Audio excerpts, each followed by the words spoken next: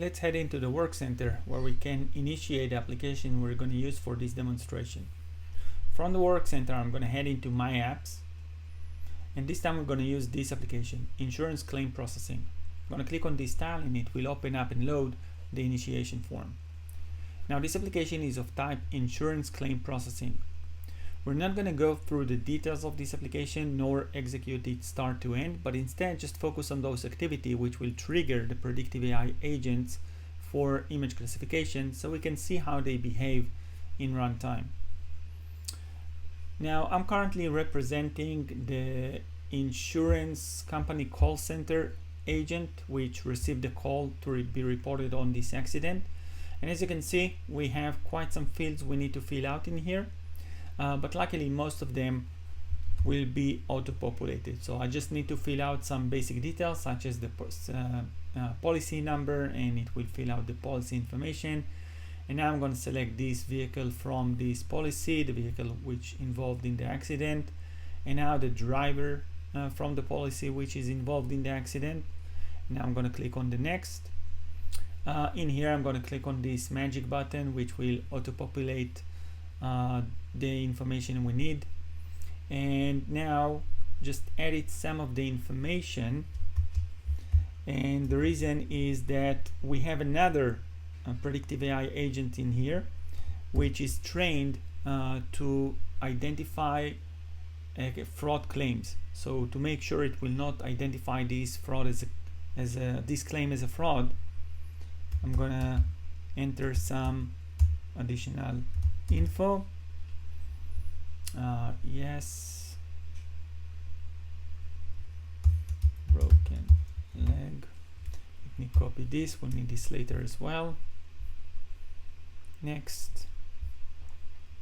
Yes, next. This is the history of the claims from this policy. And lastly, after filling out all the information, I'm just gonna ask please review and click on the submit. So now we have submitted the claim, and behind the scene a new process instance has been initiated and takes this claim and through its route. So let's now head into the processes and we can see the instance that has been initiated. Let's open up the process viewer so we can see how it routes. Let's actually click on this to open it in its own tab.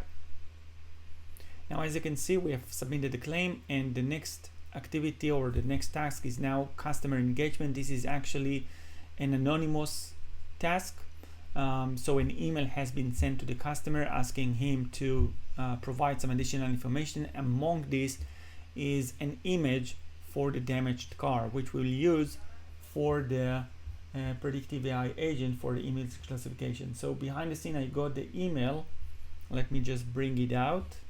Okay, so that's the email that has been sent by the process. We can see different information about the claim request, and we have this link in here which I can click, and it will open up the anonymous form for us to be filled out and provide additional requested information. And as you can see, the form is open up on the file upload section. So now I can click and upload the image. So I should have some damaged car images in here. Yeah, let's use this one, broken headlight. Okay, so it's upload. Now also let me upload some additional files like the injury report and the police accident report. This is again to make sure that our second predictive AI agent, who is trained to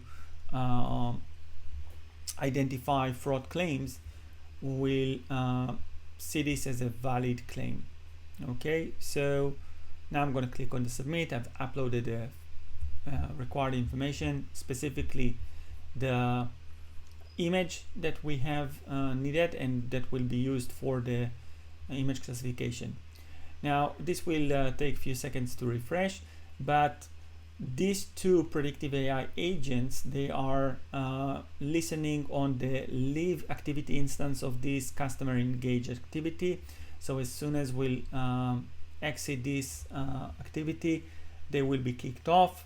And as you can see, it has been routed for the claim handler, and by the fact that it moved to the claim handler, I know that the fraud predictor did find this to be a valid claim, meaning it's not a fraud, because if it was a fraud, this is of type adapt flow, he would have would adapt this process and would move the activity for the investigation team to further investigate on this suspected to be a fraud claim. But again, as it moved into the claim handler, it means that it identified this as a valid fraud. So let's quickly head into the managed center so we can see the audit of these predictors. Okay, so let's click on the filter and I'm going to search for the application. It's the insurance claim processing. Look for running instances, and this is our running instance, and we'll head into the AI control tower. And as you can see, we have two predictive AI agents that have been logged. One is the fraud predictor. It's of type prediction adapt flow. Let's actually open its details. So again, it's of type predicting adapt flow. The configuration name is fraud predictor. It has it's listening for the live activity instance of the customer engagement activity.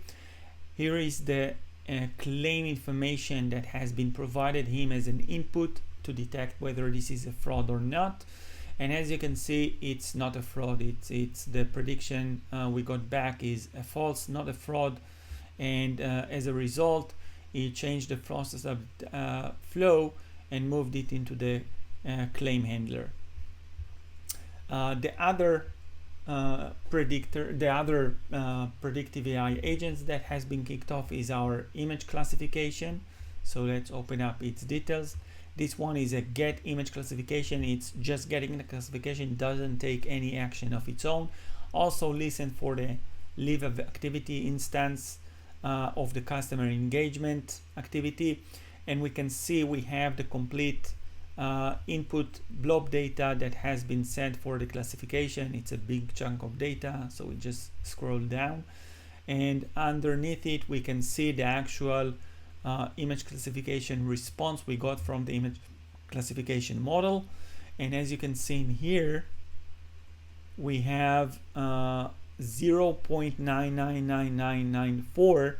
This is a broken headline, meaning this is a 99.9994% probability that this is a broken headline damage.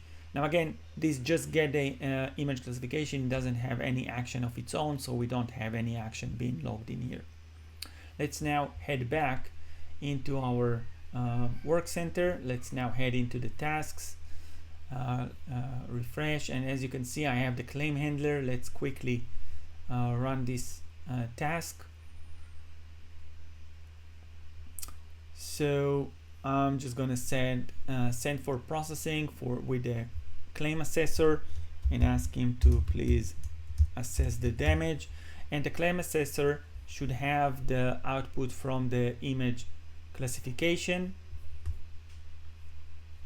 Let's now refresh. So now we are the claim assessor. I'm playing all the different roles in here just to save the time to log off, log in back as a different user, and so on.